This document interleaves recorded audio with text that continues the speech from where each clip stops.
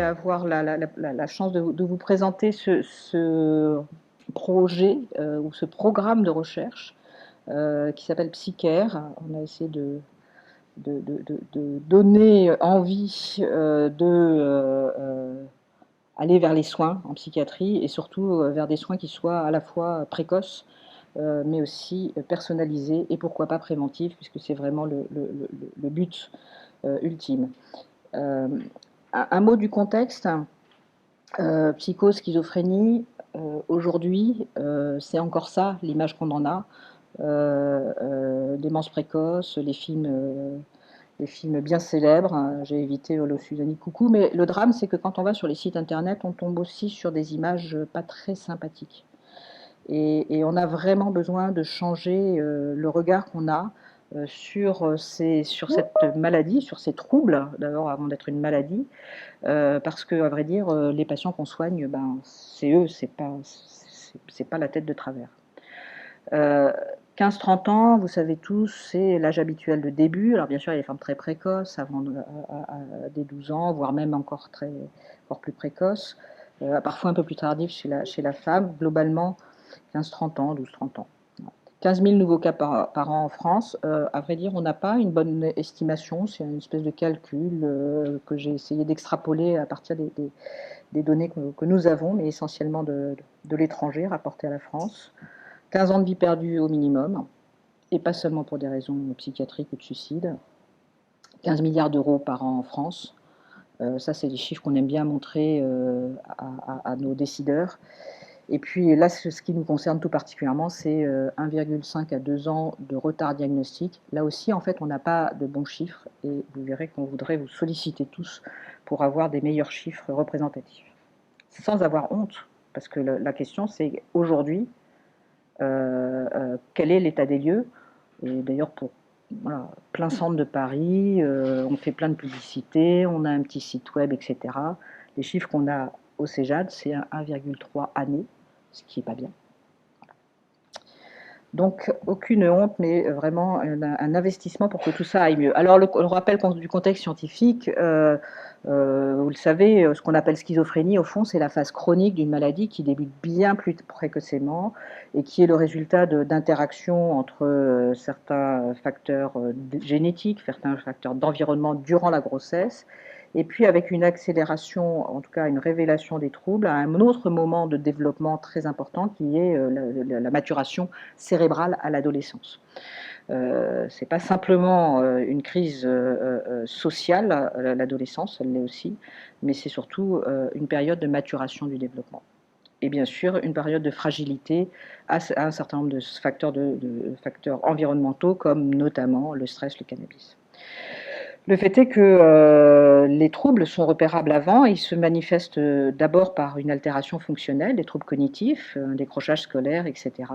Et puis survient ou ne survient pas, on essaiera, mais en tout cas, on survient le premier épisode psychotique. Et là, on parle de début de psychose.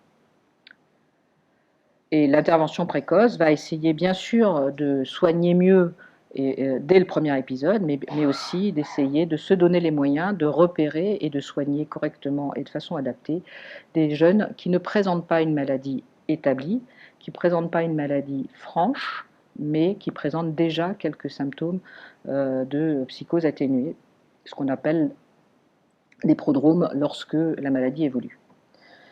La période de maturation cérébrale à l'adolescence est une période de fragilité pour toutes les maladies psychiatriques, mais c'est aussi une période d'opportunité pour prévenir la chronicité et le handicap, puisque c'est une période où les phénomènes de neuroplasticité sont particulièrement actifs.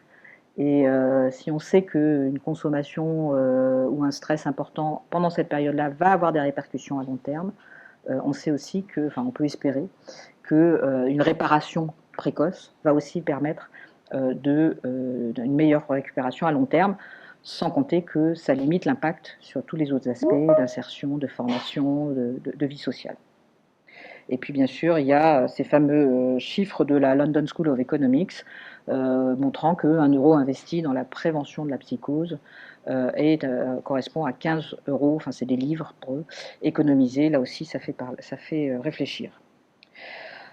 Alors quand on translate ça au terrain clinique, eh ben, on sait d'abord que la psychose, ça recouvre des situations cliniques extrêmement variables. Il y a une très grande hétérogénéité, et encore plus quand on s'adresse à des symptômes, à des phases très très précoces. On sait aussi, et ça a souvent été un peu oublié de ce domaine-là, qu'il y a un vrai continuum entre des troubles du neurodéveloppement, voire même certaines maladies rares, ou certaines maladies génétiques, et l'apparition de troubles psychotiques. Et donc ça, c'est deux points qu'on a voulu particulièrement prendre en compte, avec l'ambition de proposer des méthodes de soins, ou en tout cas de diffuser des programmes de soins qui permettent de s'adapter au terrain développemental ou à une éventuelle maladie génétique, de s'adapter au stade de la maladie, prodrome, premier épisode, et aussi de s'adapter à l'âge, parce que lorsqu'on a l'âge entre 15 et 30 ans, c'est pas des petites brochures, c'est un peu Internet, c'est un peu YouTube, c'est maintenant, je vais dire des bêtises, TikTok, non, c'est pas TikTok, TikTok, pardon. TikTok, enfin bon, Instagram, etc., etc. Donc il va falloir un petit peu réviser nos manières de faire pour être en phase avec ce qu'on souhaite faire passer comme message. La rapide présentation, vous connaissez cette figure qui est sortie d'une revue fort bien faite, pardon, il y en a d'autres de plus récentes, par Fusar-Poli et tous les principaux acteurs de ce domaine-là. On considère aujourd'hui que la phase active de la maladie, qui serait ici, survient après un premier épisode qui parfois est précédé par un épisode psychotique franc mais très bref et spontanément résolutif, par une phase de psychose atténuée, et puis cette notion de symptômes de base, qui sont des symptômes un peu plus discrets, qui sont essentiellement des symptômes cognitifs et d'altération subjective de la cognition. Et quand on parle de prévention ou d'intervention précoce, on parle d'intervenir, bien sûr, déjà, on va commencer par intervenir dès le premier épisode, et non pas d'attendre 1 à 2 ans, et encore plus sur de la prévention ciblée. Cette figure, elle est un tout petit peu trompeuse. Alors, juste, vous avez reçu c'est pas le bon lien, j'ai oublié de changer, mais vous avez reçu, ou si vous l'avez pas reçu, on va vous l'envoyer, une enquête pour justement avoir des informations sur l'accès aux soins dans votre contexte et la durée de psychose non traitée chez vous. Alors, je disais, cette figure très célèbre, elle est un peu trompeuse parce qu'elle ne montre qu'un seul type d'évolution, alors qu'on sait parfaitement aujourd'hui que signe prodromique, entre guillemets, pardon, signe psychotique atténué ne veut pas dire une évolution vers la psychose. Et en fait, un certain nombre vont récupérer, et d'autant plus qu'on les prend en charge. Un certain nombre vont rester avec des symptômes psychotiques atténués de façon chronique, et puis un tiers seulement, au maximum, pardon,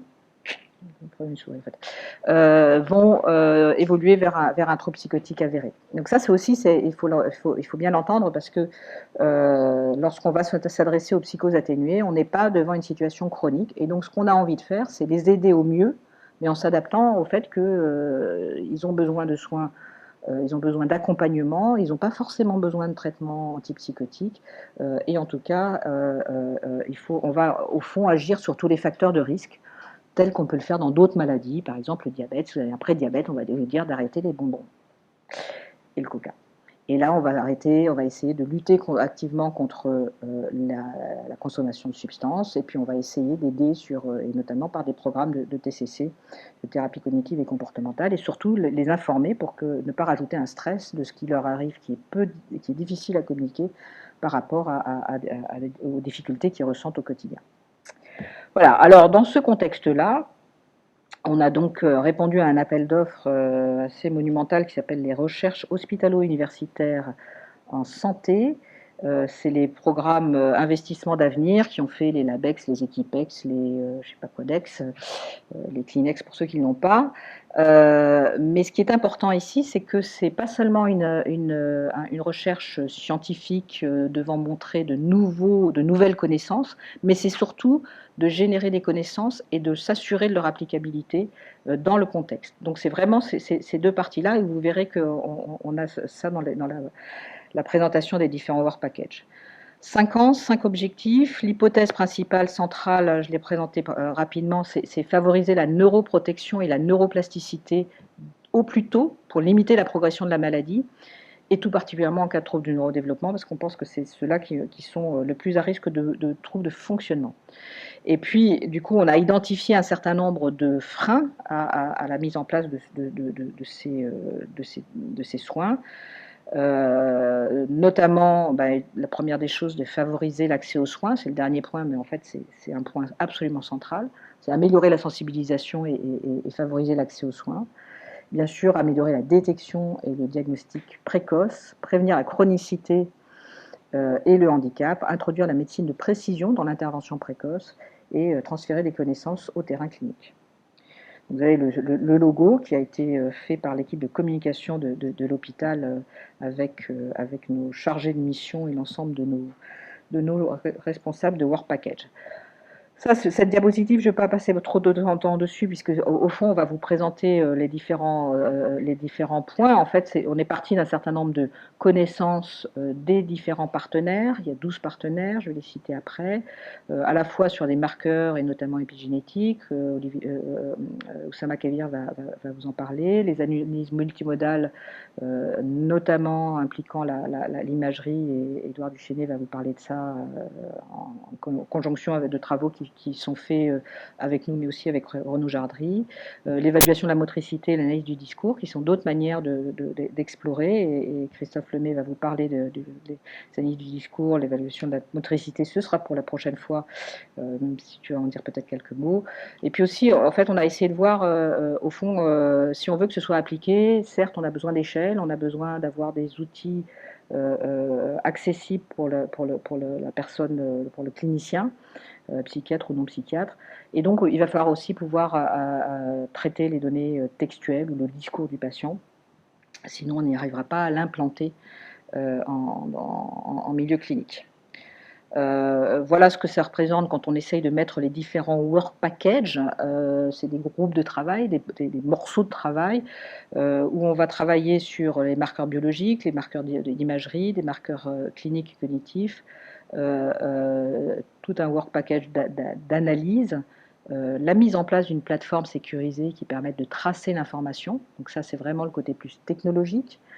La mise en évidence, en tout cas la validation d'outils d'intervention, et Emmanuel Chevalier va vous présenter au moins l'une d'entre elles. La mise en application de cela avec une intervention personnalisée, et Macarena Cuenca va vous parler de cela. Ah oui, pardon, il y a une animation, j'ai oublié mon animation. Pardon. Avec un design qui ressemble finalement à des designs qu'on peut voir dans le domaine de la cancérologie. Et puis, tout un travail d'implémentation, de formation, de diffusion de l'information, et les JPJAD maintenant vont en faire partie, mais pas que. Un certain nombre d'outils qui vont être produits par ce programme, biomarqueurs, des cibles pour des stratégies thérapeutiques, ça c'est la partie plus scientifique, une boîte à outils pour la diffusion des connaissances, une plateforme permettant une recherche participative, ça c'est un programme qui sera présenté la prochaine fois. Voilà. Work Package avec des responsables de Work Package qui sont ici listés. Je préfère vous montrer leurs photos, vous en connaissez un certain nombre.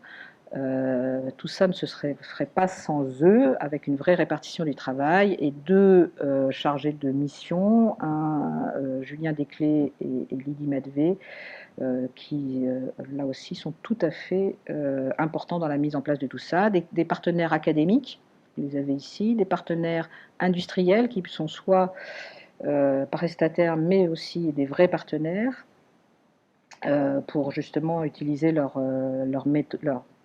expérience et leur expertise pour l'application dans la vraie vie, des partenaires cliniques dont vous faites partie pour la plupart, avec la participation d'une plateforme de méthodologie qui s'appelle Partner, qui dépend de l'assistance publique. Et puis bien sûr les organisations d'usagers, et notamment l'UNAFAM et le collectif schizophrénie. Voilà, le réseau, première je ne sais plus si c'est tout à fait à jour. On avait refait une cartographie avec Lydie montrant ce qu'on essaye de mettre en place, c'est-à-dire des centres régionaux qui sont en orange, et puis un certain nombre de centres de compétences ou de centres de proximité, plus exactement, pour essayer finalement d'avoir une grille sur l'ensemble de la France. C'est difficile d'aller dire aux gens allez-y, faites-vous repérer très tôt, etc., si on ne les aide pas à trouver un lieu de prise en charge qui soit adapté. Alors on va devoir, on a organisé une task force, la plupart des gens de la task force sont ici ou vont arriver dans la journée, avec des objectifs d'essayer de créer un cadre de référence. Alors on a copié un peu ce qu'ont fait les Québécois, et on s'est mis d'accord sur l'idée d'essayer d'organiser les choses pour avoir d'abord permettre l'accès tôt et rapide, homogénéiser, en tout cas adapter l'offre de soins pour les psychoses débutantes avec des cadres d'orientation, de se donner les moyens de suivre la performance. Quand je disais, lorsqu'on va faire l'enquête sur la durée de psychose non traitée, si la réalité de la psychose non traitée en France c'est 2 ans, ou dans votre contexte c'est 2 ans, l'objectif ça ne va pas forcément d'arriver tout de suite à faire ce que font les Danois avec une durée de psychose non traitée d'environ 3 à 6 mois, et quand c'est 6 mois ils sont très, très mécontents. Mais au moins de réussir à avoir plus de jeunes qui arriveront avec une durée de psychose non traitée raccourcie. Donc il faut pour ça avoir des données. Un point important, c'est de réussir à intégrer les services. Alors ça pose la question de comment se situer par rapport à des plateformes de réhabilitation, comment se situer par rapport aux urgences, est-ce que c'est intersectoriel, est-ce que c'est uniquement sur un secteur, préciser les principes cliniques et préciser l'offre de soins et les services. Ça, c'est un peu la liste qui avait été présentée notamment par Amal Abdelbaki, justement, qui a travaillé dans ce référentiel.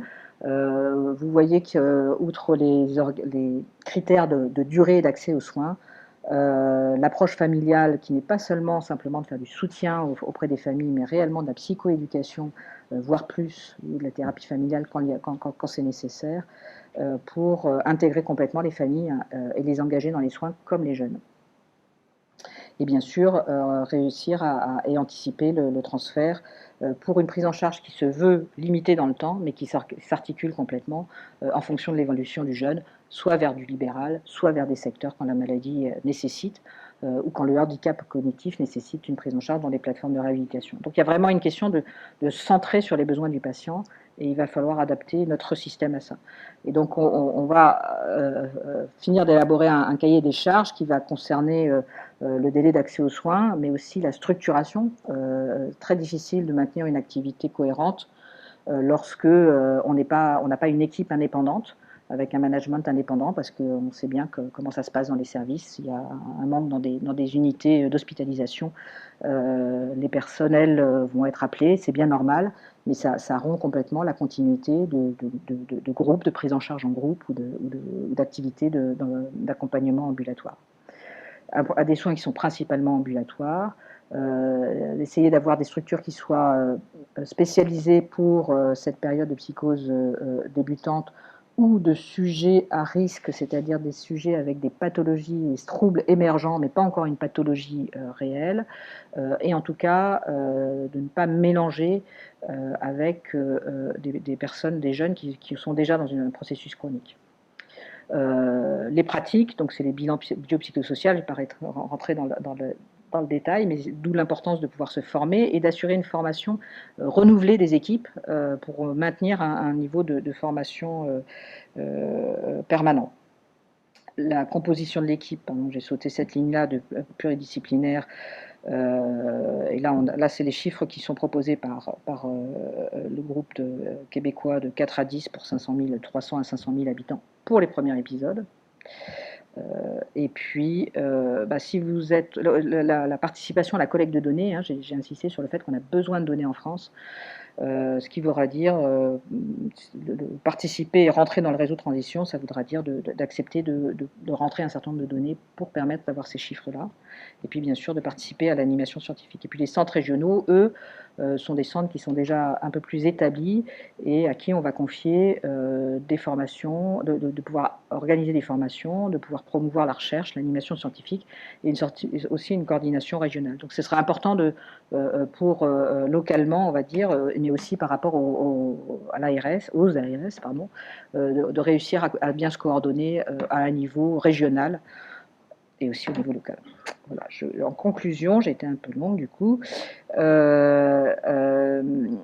Tout ce projet, hein, on insiste sur la taille du financement. Quand on divise par le nombre d'années, le nombre de participants, finalement, on a été relativement discret sur les sommes demandées. Ce qui est surtout important, c'est qu'on a plusieurs financements qui vont pouvoir permettre de converger pour un programme qui soit cohérent sur différents niveaux d'action, à la fois sur les biomarqueurs, à la fois sur l'applicabilité, à la fois sur la diffusion des pratiques sur le territoire français. Les bénéfices sont d'ordre scientifique, mais sanitaire également. C'est un défi qui est réellement collectif et c'est pour ça que c'est important de maintenir le lien entre nous. C'est aussi une opportunité structurante pour faciliter le déploiement d'un réseau de centres d'intervention précoce. Et puis, on peut se féliciter parce que effectivement, le début, malgré le Covid, malgré toutes les complications, on avance. Voilà. Et ça, c'est l'essentiel. Et je vous remercie infiniment de votre attention. Et donc maintenant, je vais donner la parole à différents intervenants, dont Sama, c'est toi juste après, justement pour reprendre un peu plus en détail le contenu scientifique ou le contenu pratique des différents work packages.